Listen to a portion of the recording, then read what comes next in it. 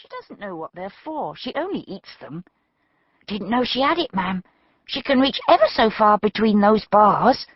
Leastways, it keeps her from getting into the coal scuttle or the stove.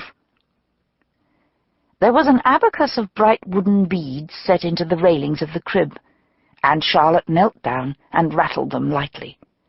Jemima was immediately attracted and stood up. Charlotte began to count them out for her, and Jemima repeated the words, concentrating hard, her eyes going from the beads to Charlotte's face, waiting after each word for approval. Charlotte was only half alert to Jemima. Most of her concentration was on her mother. Her parents had accepted it extremely well when she had told them she was going to marry, of all things, a policeman. Edward had prevaricated a little and asked her very soberly if she was perfectly sure she knew what she was doing. But right from the start, Caroline had understood that her most awkward daughter had found someone whom she loved, and the trials of such a radical drop in both social and financial status would be far less difficult for her than a politely arranged marriage to someone she didn't love and who couldn't hold her interest or respect.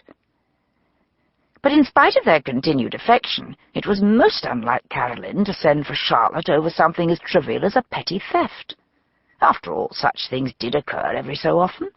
If it was a trinket, it was probably one of the servant girls borrowing it to wear for an evening out. It might well turn up again, if a few judicious hints were dropped. Caroline had had servants all her life. She ought to be able to cope with such a matter without recourse to advice from anyone. Still, Charlotte would go. It would be a pleasant day, and she had been through a time of hard work getting the house into the order she wished. "I'm going up tomorrow, Gracie," she said casually. "My mother has invited me to take luncheon with her. We can leave doing the landing curtains until the day after. You can look after Jemima and scrub this floor and the wooden cupboard in the corner. Get some good soap into it. It still smells odd to me." "Yes, ma'am. And there'll be some laundry. And shall I take Jemima for a walk, if it's fine?" "Yes, please, that would be excellent." Charlotte stood up.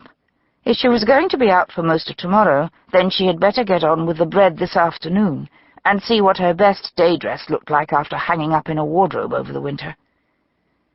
Gracie was only 15, but she was a competent little thing, and liked nothing better than caring for Jemima. Charlotte had already told her that in 6 months' time there would be another baby to care for, and it was part of the terms of Gracie's employment that she should do the heavy laundry that another child would entail, as well as the usual kitchen and household chores. Far from being daunted by the prospect, Gracie appeared to be positively excited. She came from a large family herself, and she missed the constant demanding and noisy companionship of children. Pitt was tired when he came in from work a little before 6. He had spent most of the day in the profitless pursuit of a couple of dragsmen, thieves who stole especially from carriages, and had ended up with nothing more for his exercise than half a dozen descriptions that didn't match. An inspector of his experience wouldn't have been called to deal with the affair at all had not one of the victims been a gentleman of title who was loath to have anything to do with the police. The man had lost a gold pocket-watch inherited from his father-in-law, and didn't care to have to explain its absence. Charlotte welcomed him with the same strange mixture of excitement and comfort she always felt at the sight of his untidy, skew-collared, rumple-coated figure. She hugged him for several long, close minutes, then presented him with hot soup and his dinner. She didn't disturb him with so trivial a matter as her mother's mislaid item. The following morning she stood in front of the cheval glass in her bedroom and adjusted the lace fichu at her neck to hide the place where she had taken off last year's collar. Then she put on her best cameo brooch. The effect was entirely satisfactory. She was 3 months with child, but there was not yet any observable change in her figure, and with the customary whalebone corseting that laced even the most recalcitrant waist into elegant curves, uncomfortable though it was for the more generously made and almost crippling for the plump, she looked as slender as ever. The dark green wool was becoming to the warmth of her complexion and the richness of her hair, and the fichu took away from the severeness of the dress, making it a little more feminine. She didn't wish Caroline, of all people, to think she had become dowdy. The carriage came at 11, and before past, it had crossed the city, trotted along the sedate length of Lincolnshire Road, and turned into the quiet, tree-lined elegance of Rutland Place. It stopped in front of the white portico of number 12, and the footman opened the door and handed Charlotte out onto the damp pavement.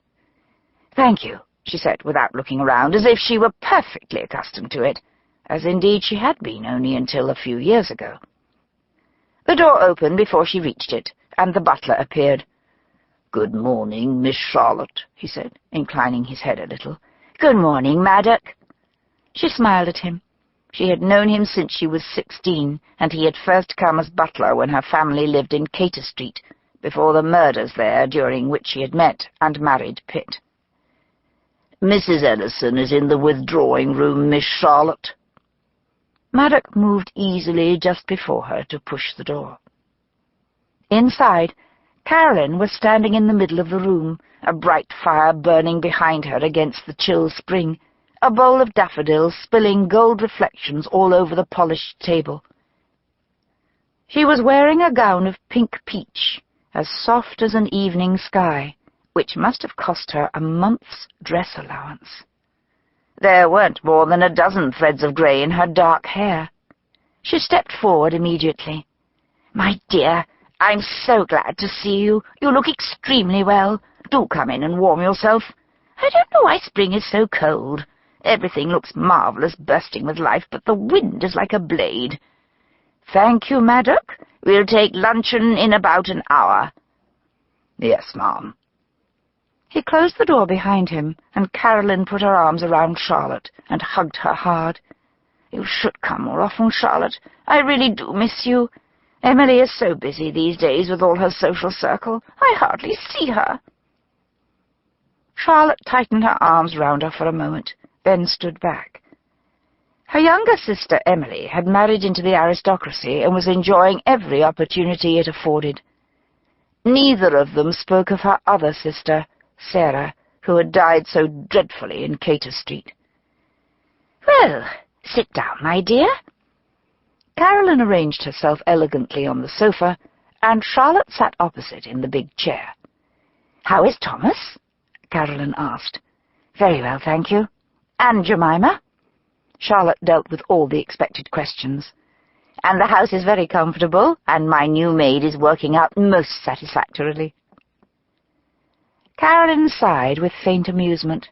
"You don't change, do you, Charlotte? You still speak your mind the minute you think it. You are about as subtle as a railway engine. I don't know what I would have done with you if you hadn't married Thomas Pitt." Charlotte smiled broadly. "You would still be shuffling me round endless polite and disgusting parties, hoping to persuade some unfortunate young man's mother that I am really better than I sound. Charlotte, please." "What have you had stolen, Mamma?" "Oh, dear, I simply can't imagine how you ever detect anything. You couldn't trick a policeman into telling you the time." "I shouldn't need to, Mamma. Policemen are always perfectly willing to tell you the time, in the unlikely event they know it. I can be devious, if I wish." "Then you've changed since I ever knew you." "What did you lose, Mamma?"